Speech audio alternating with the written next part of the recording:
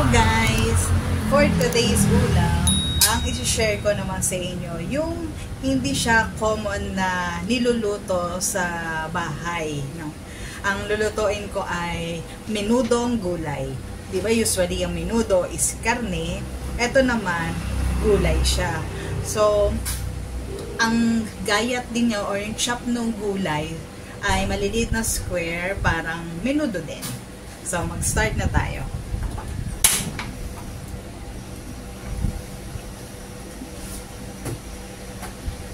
Lagyan ko ng mantika.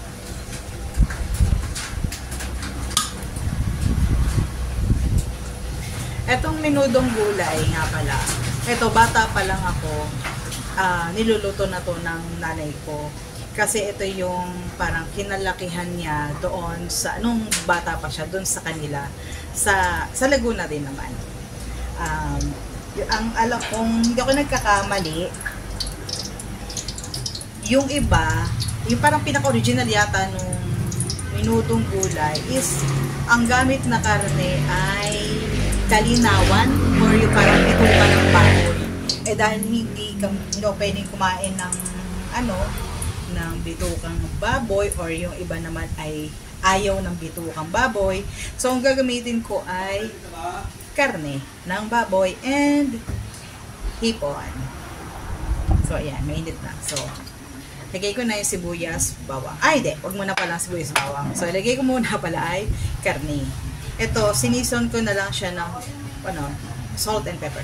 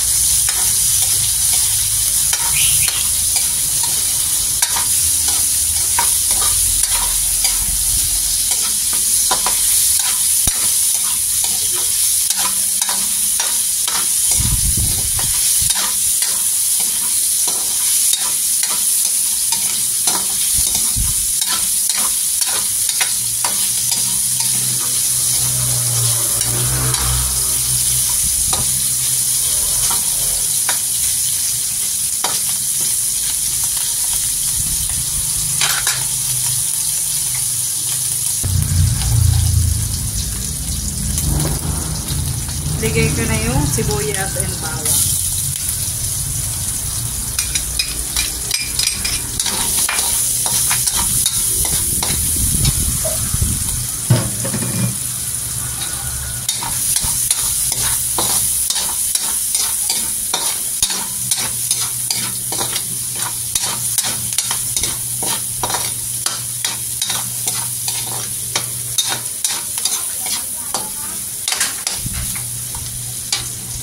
Hipon. Ilagay natin ang hipon.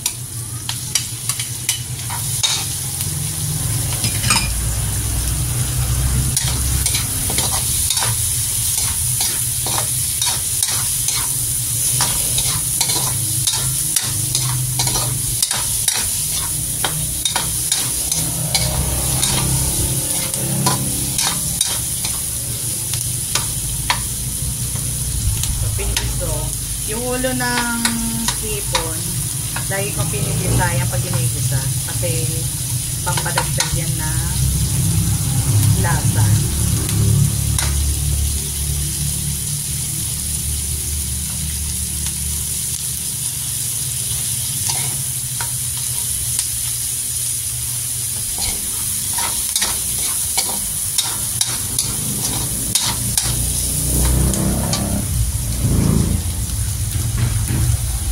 Maglalagay ako ng annatto powder or yung atswete powder. Isang stick lang. Ito ay ginamit papakulay para may konting kulay yung luto.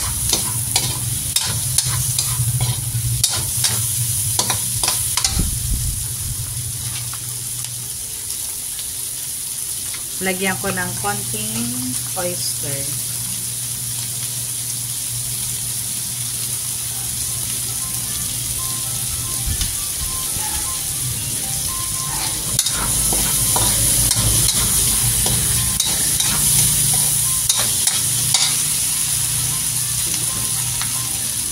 And eto na yung mga gulay. So yung cut niya is maliliit na cubes.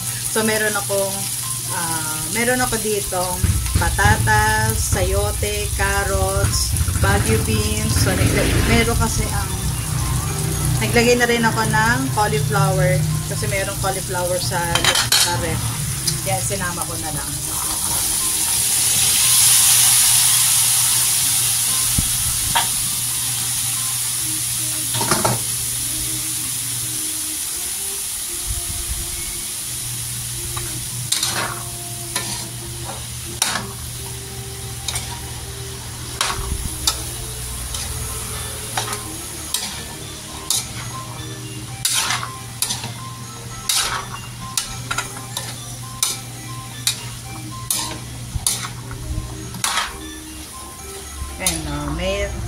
Maganda lang dito kasi siya, marami siyang kulay nakikita. Etong minudong gulay, isa sa mga comfort food namin dito.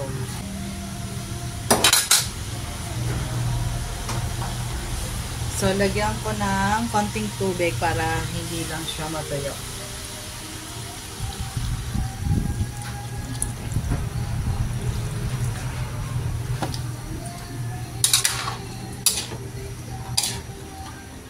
Etong luto na to, ang usually na nagluluto nito sa amin, ito yung sa relatives ng nanay ko. Ito kasi yung kinalakihan kasi nila na merong na luto sa gulay.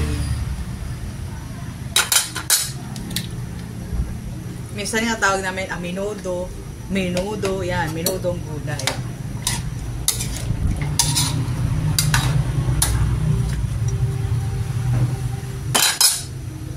So, lagyan ko na siya timplahan ko na siya, lagyan ko na ng asin. So, pepper.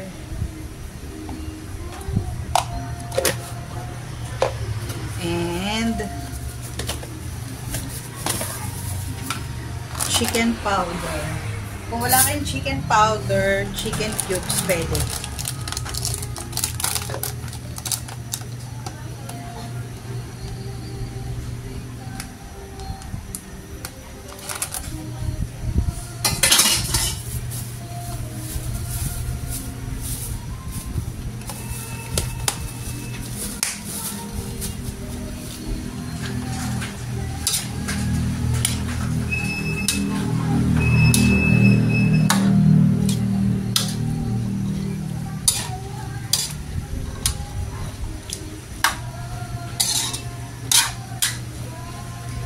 Hintayin ko lang na kumulo siya at lumambot. Tapos lalagay ko na yung ibang salt na.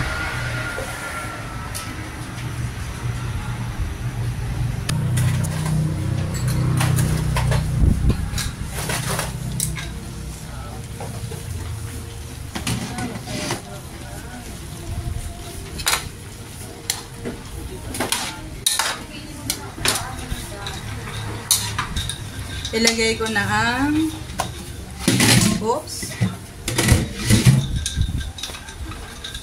repolyo. Yung cut din na repolyo ay maliliit lang din, parang pang menudo.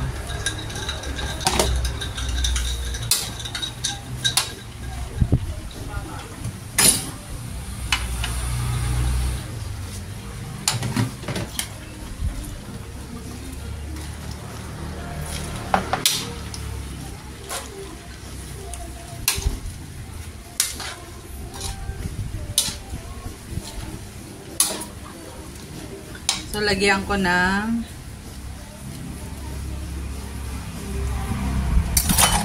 peanut butter.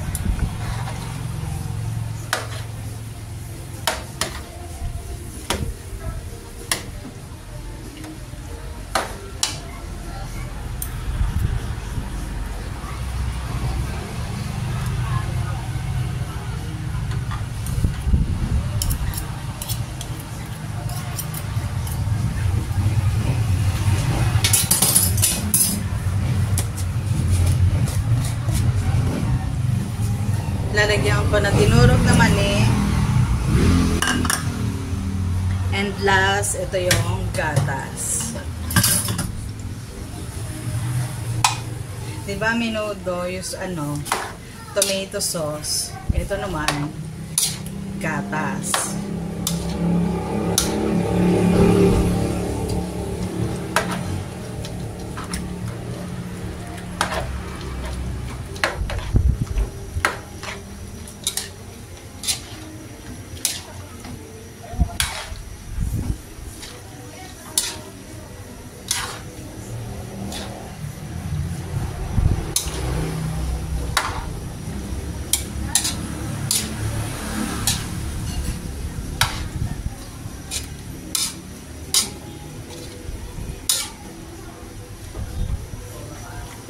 So, tikman ko muna kung enough na yung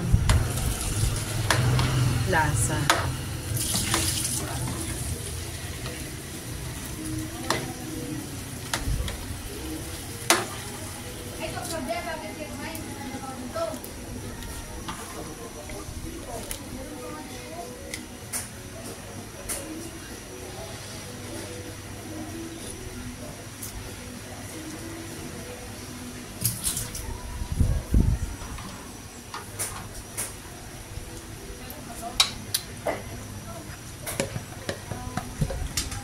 So, lagyan ko muna ng konti lang tubig kasi medyo nakukulangan ako sa tubig.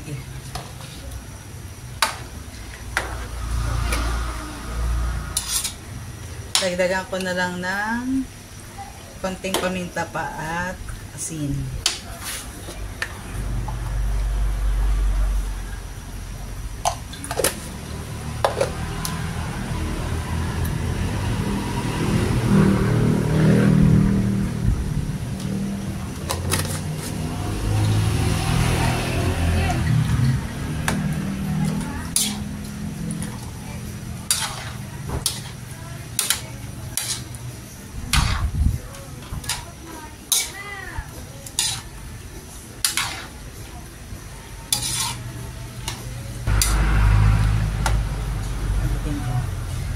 Pakuluan ko lang ito ng ilang minuto lang, then pwede na.